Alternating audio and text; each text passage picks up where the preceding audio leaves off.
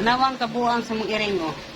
Ayog saba di adi. Kabalo kang napalambing na kumami diri. Saba ko kay kadiyo eh. Anha siyang mami.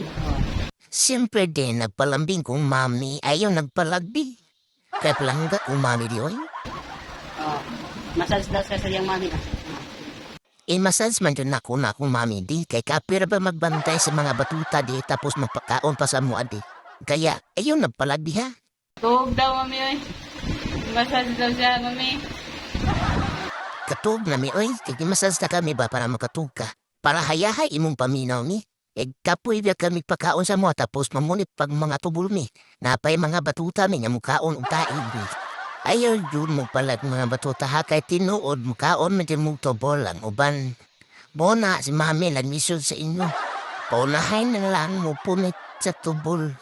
Kasi mami bantagyan man yun mo. Bona di mo kakaw tubol. Kay mas una pa dyan si mami mo kakuha sa inyong tubol. Mo lang yung magbatuta, bye.